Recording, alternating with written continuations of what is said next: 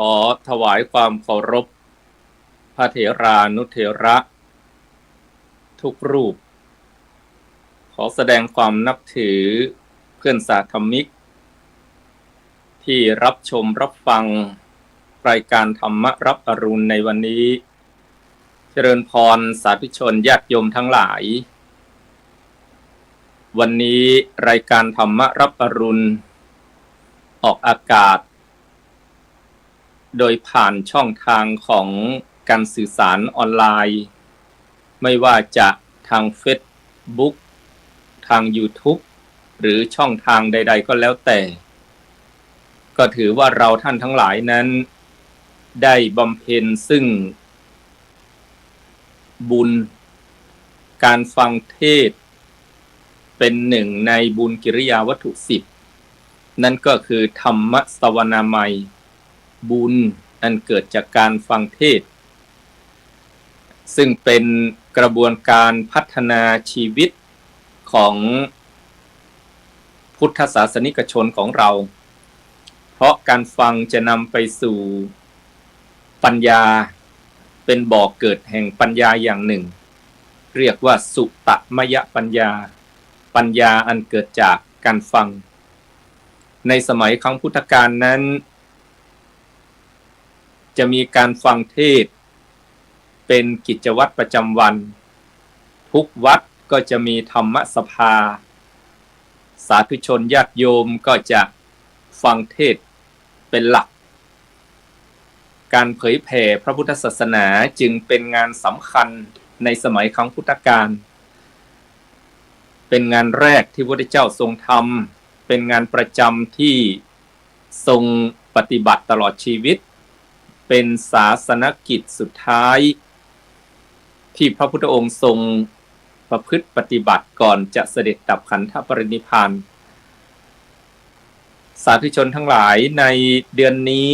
ยังอยู่ในเดือนวิสาขมาสก็คือเดือน6เดือนวิสาขะซึ่งมีวันสำคัญทางพระพุทธศาสนาและมีกิจกรรมที่เกิดขึ้นอันสืบเนื่องจากพุทธศาสนาในท้องถิ่นต่างๆมากมายโดยเฉพาะวิสาขมาสคือเดือนวิสาขะนี้เป็นวันสำคัญทางพระพุทธศาสนาที่เราทราบกันดีก็คือวันวิสาขบูชาการบูชาในเดือนวิสาขะเพราะเป็นเดือนที่ตรงกับการประสูติตรัสรู้และเสด็จดับขันธปรินิพพานแห่งองค์สมเด็จพระสัมมาสัมพุทธเจ้าดังที่สาธุชนญาติโยมทั้งหลายได้บูชาในวันวิสาขบูชากันทั่วหน้าแล้วถือว่าเป็นวันที่เราน้อมรำลึกนึกถึงองค์สมเด็จพระสัมมาสัมพุทธเจ้า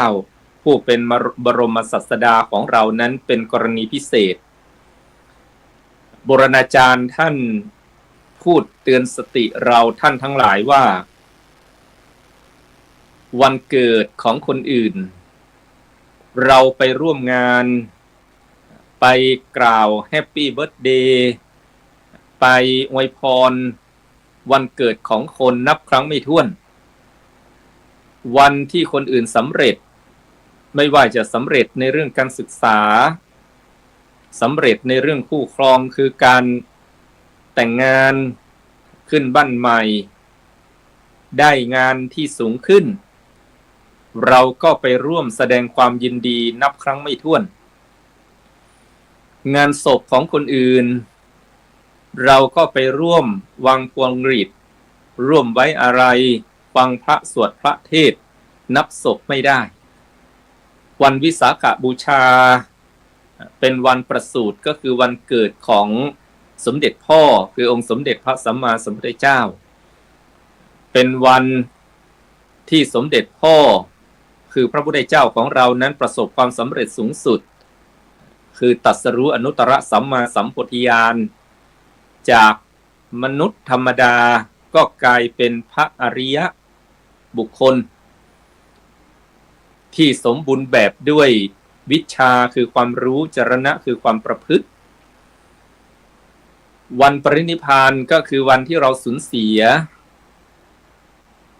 บุคคลผู้เป็นมงคลต้นแบบคือองค์สมเด็จพระสัมมาสัมพุทธเจ้านั้นได้เสด็จดับขันธปรินิพพานพระอานนท์ได้อุทานออกมาด้วยการตกใจเมื่อทราบว่าพระองค์สมเด็จพระสัมมาสัมพุทธเจ้าจะเสด็จดับขันธปรินิพพานว่าประทีปของโลกดับแล้วดวงอาทิตย์ดับแล้วเราสูญเสียครั้งยิ่งใหญ่เพราะฉะนั้นวันวิสาขบูชาเดือนวิสาขมาสคือเดือนนี้เนี่ยก็เล่าสู่สาธุชนญาติโยมว่าเราก็ควรแสดงออกยิ่งกว่าวันเกิดวันสำเร็จและวันตายของใครๆเพราะเป็นวันประสูติคือวันเกิดของพ่อเราเป็นวันที่พ่อเราประสบความสำเร็จสูงสุดจากบุคคลธรรมดากลายเป็นพระอริยบุคคลเป็นบุคคลมงคลต้นแบบและเป็นวันที่เราสูญเสียองค์สมเด็จพระสัมมาสัมพุทธเจ้าทิ้งร่างวางขันเหลือเพียงธรรมเหลือเพียงพระอัฐิธาตุคือพระบรมสารีริกธาตุให้เรากราบไหว้บูชาจึงเป็นวันที่เราแสดงออกด้วยการบูชาอย่างสูงส่งนอกจากนั้นวันวิสาขบูชานี้ยังเป็นแง่คิดเป็นข้อคิดกับเราท่านทั้งหลายผู้เป็นพุทธศาสนิกชนว่าเราควรนำเอาพระจริยวัตรเอาเหตุการณ์สำคัญที่เกี่ยวกับองค์สมเด็จพระสัมมาสัมพุทธเจ้าในวันวิสาขบูชาคือการประสูติการตรัสรู้การเสด็จดับขันธปรินิพพานนั้นมาเป็นแบบอย่างทางเดินเป็นแนวทางในการดำเนินชีวิตเป็นตัวอย่างเพราะองค์สมเด็จพระสัมมาสัมพุทธเจ้านั้นเป็นบุคคลมงคลต้นแบบของพุทธศาสนิกชนหรือแม้แต่มวลมนุษยชาติทั่วโลกในวันวิสาขบูชาเขาก็ประกาศให้เป็นวันบูชาสากลเป็นวันที่ให้ทุกคนนั้นตระหนักว่าองค์สมเด็จพระสัมมาสัมพุทธเจ้าเป็นบุคคลมงคลต้นแบบมีความสำคัญอย่างไรตั้งแต่ปี 2542 องค์การสหประชาชาติก็ประกาศให้เป็นวันบูชาสากลวันหยุดสากลวันสำคัญสากลของโลกเพื่อให้ทุกคนนั้นตระหนักรู้น้อมรำลึกนึกถึงคุณูปการแห่งองค์สมเด็จพระสัมมาสัมพุทธเจ้าโดยเฉพาะเราเหล่าชาวพุทธทั้งหลายควรนำเอาองค์สมเด็จพระสัมมาสัมพุทธเจ้านี้มาเป็นบุคคลมงคลต้นแบบวันประสูติเป็นวันที่พระพุทธองค์ประกาศจุดยืนในการดำเนินชีวิตของมนุษย์ทุกคนโดยพระองค์ตรัสภาษาบาลีว่าอัคโคหมัสสมิโลกัสสะเราจะเป็นผู้เลิศเชษโถหมัสสมิโลกัสสะเราจะเป็นผู้ประเสริฐเศรษโถหมัสสมิโลกัสสะเราจะเป็นผู้เจริญที่สุดในโลกอะยะมันติมาเมชาตินัตถิธานิปุณพโวติการเกิดชาตินี้จะเป็นชาติสุดท้ายแห่งเราหมายความว่าพระพุทธองค์ได้ประกาศในวันที่ประสูติว่าชีวิตมนุษย์เกิดมาเจ้าประคุณสมเด็จพระพุทธโฆษาจารย์ประยุทธ์ประยุทธ์โตบุคคลสำคัญของโลกอีกท่านหนึ่งได้กล่าวว่าคำว่าเราที่พระพุทธองค์ตรัสในวันประสูตินั้นหมายถึงตรัสแทนมวลมนุษยชาติคำว่าเราก็คือเราทุกคนมนุษย์ทุกคนเกิดมาแล้วจะต้องพัฒนาตนเองให้เป็นอัคคะผู้เลิศเชษฐะผู้ประเสริฐเศรษฐะผู้เจริญโดยส่วนตัวแล้วถ้าจะแปลเป็นภาษาร่วมสมัย อัคคะก็คือเก่งเชษฐะเลิศก็คือดีเศรษฐะประเสริฐก็คือเป็นผู้ที่มีความสุขหมายความว่าชาวพุทธเราหรือมวลมนุษยชาติเราเกิดมาแล้วต้องพัฒนาตนเองให้เป็นคนเก่งให้เป็นคนดีและอยู่กับใครก็ได้อย่างมีความสุขในโลกนี้ไม่ขัดแย้งขุ่นเคืองกับผู้ใดโดยเอาธรรมะมาฝึกหัดขัดเกลาตัวเองให้อยู่กับคนอื่นได้อย่างมีความสุขเพราะฉะนั้นในวันประสูติจึงเป็นตัวอย่างของคนในวัยเด็กที่ควรจะตั้งเป้าหมายในการเกิดมาเป็นคนโดยที่องค์สมเด็จพระสัมมาสัมพุทธเจ้านั้นเป็นแบบอย่างว่า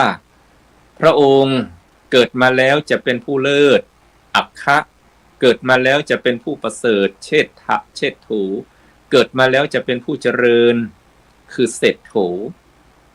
อะยะมันติมาเมชาตินัตถิธานิปุณพโวติการเกิดชาตินี้จะเป็นชาติสุดท้ายแห่งเราก็คือพระพุทธองค์นั้นตั้งเป้าหมายอย่างนี้เพราะฉะนั้นเราพุทธศาสนิกชนก็ควรจะตั้งเป้าหมายตั้งแต่เป็นเด็กพ่อแม่ก็ควร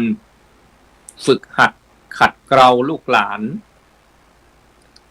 เอาพระพุทธองค์นั้นเป็นแบบเป็นอย่างให้เป็นคนเก่งให้เป็นคนดีและอยู่กับคนอื่นอย่างมีความสุขนี่เป็นเป้าหมายชีวิตแห่งการเกิดมาเป็นคนโดยเอาพระพุทธองค์นั้นเป็นแบบเป็นอย่างและจะถือว่าวันวิสาขบูชาเนี่ยเป็นตัวอย่างที่เราจะต้องพัฒนาไปตามแบบอย่างของพระพุทธองค์ที่ทรงวางไว้ก็จะเป็นประโยชน์อย่างยิ่งวันตรัสรู้พระองค์สมเด็จพระสัมมาสัมพุทธเจ้านั้นกว่าจะตรัสรู้ได้พระองค์ทรงใช้วิริยะความเพียรพยายามเฉพาะชาติที่เป็นเจ้าชายสิทธัตถะหรือชาติที่เกิดมาเป็นพระพุทธเจ้านั้นพระองค์ก็ใช้ความเพียรพยายามออกบวชตั้งแต่พระชนมพรรษา29บำเพ็ญทุกขกิริยาคือทำสิ่งที่คนอื่นทำได้ยากไม่มีใครที่เสมอเหมือนได้นั่นก็คือการบำเพ็ญทุกขกิริยาเป็นเวลา6 ปีเพื่อมุ่งหวังซึ่งความสำเร็จนั่นก็คือการตัดกิเลสตัณหาจนได้บรรลุเป็นองค์สมเด็จพระสัมมาสัมพุทธเจ้าเมื่อพระชนมายุ35 ปีจึงเป็นมงคลต้นแบบตัวอย่างของคนในวัยกลางคนที่จะประสบความสำเร็จจะต้องทำอย่างไรกว่าที่องค์สมเด็จพระสัมมาสัมพุทธเจ้าจะได้ตรัสรู้อนุตตรสัมมาสัมพุทธญาณรู้อริยสัจสี่ทุกข์สมุทัยนิโรธมรรคแล้วนำมาเผยแผ่สั่งสอนมวลมนุษยชาติได้เนี่ยต้องใช้ความเพียรพยายามเป็นอย่างยิ่งเมื่อตรัสรู้แล้วพระองค์จึงตรัสว่าความสำเร็จนั้นได้มาเพราะความเพียรวิริเยนะทุกขมัจเจติบุคคลล่วงทุกข์ได้ก็เพราะความเพียรเพราะฉะนั้นวันตรัสรู้ก็เป็นตัวอย่างของคนที่สร้างเนื้อสร้างตัวคนที่อยู่ในวัยทำงานอยากจะประสบความสำเร็จก็ต้องมีความมานะพยายามขยันและก็อดทน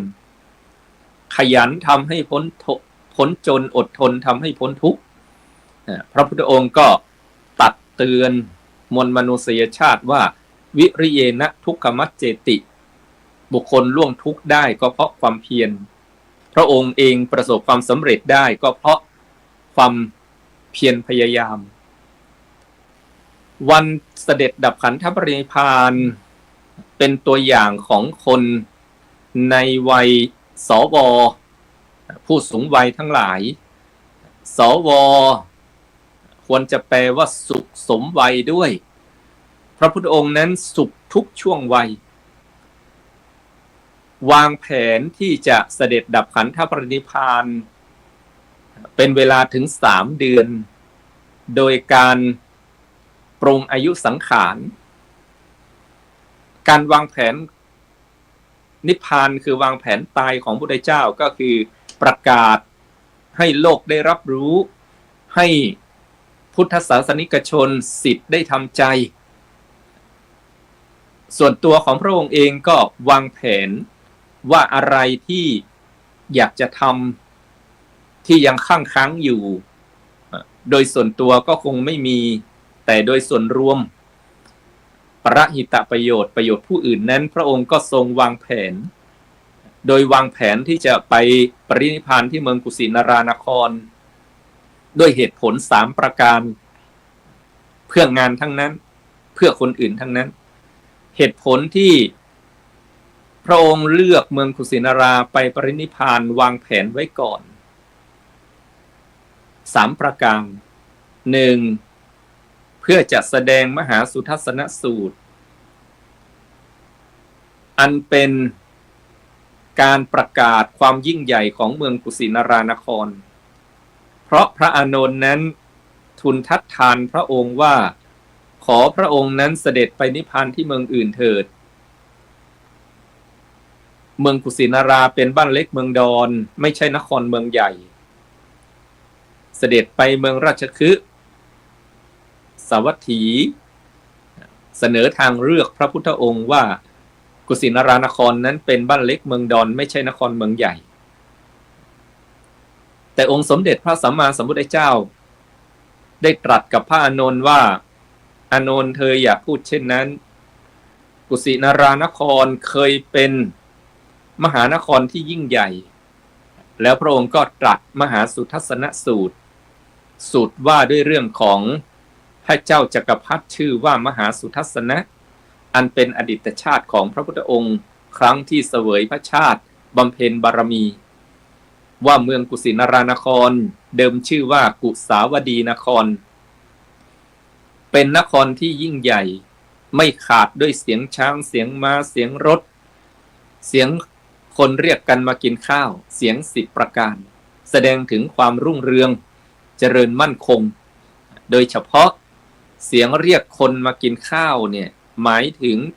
บ้านเมืองนั้นอุดมสมบูรณ์ทั้งพืชพันธุ์ธัญญาหารที่สำคัญก็คือมีศีลมีธรรมมีน้ำใจจึงเอื้อเฟื้อเผื่อแผ่ซึ่งกันและกันเป็นเหตุผลประการหนึ่งที่พระองค์นั้นเสด็จไปดับขันธปรินิพพานที่กุสินารานครก็ได้แสดงมหาสุทัศนสูตร 2. พระองค์นั้นจะไปโปรดสาวกองค์สุดท้ายคือสุภัททปริภาชกซึ่งรอพระพุทธเจ้ามาตลอดชีวิต45 ปีที่จะฟังเทศน์แต่ไม่มีโอกาส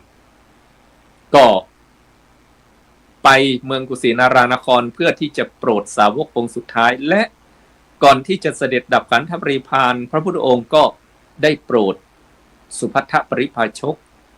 แสดงธรรมให้ฟังแล้วก็ประทานให้เข้ามาบวชในพระพุทธศาสนาเป็นปัจฉิมสาวกทำงานจนวาระสุดท้ายแห่งชีวิตประการที่ 3เสด็จไปดับขันธปรินิพพานที่กุสินารานครเพื่อจะหลีกเลี่ยงสงครามอันเกิดจากการแย่งพระบรมสารีริกธาตุโบราณอาจารย์ท่านกล่าวว่าหากพระพุทธองค์เสด็จไปนิพพานที่เมืองใหญ่ๆจะมีผู้ที่ไปขอพระบรมสารีริกธาตุแล้วเจ้าฟ้ามหากษัตริย์เมืองใหญ่ๆเหล่านั้นจะไม่ยอมแบ่งให้กับผู้ใดก็จะทำให้เกิดความขัดแย้งในหมู่พุทธบริษัทแต่ในเมืองกุสินารานครนั้นมีผู้ที่จะไกลเกลี่ยมีวัฒศีลและเป็นอาจารย์ทิสาประโมทย์เคยสอน เหล่ากษัตริย์ผู้ยิ่งใหญ่ในชมพูทวีปสมัยนั้นชื่อว่าโทนพราหมณ์จะเป็นผู้คอยไกล่เกลี่ยและก็เป็นเช่นนั้นจริงๆเมื่อถวายพระเพลิง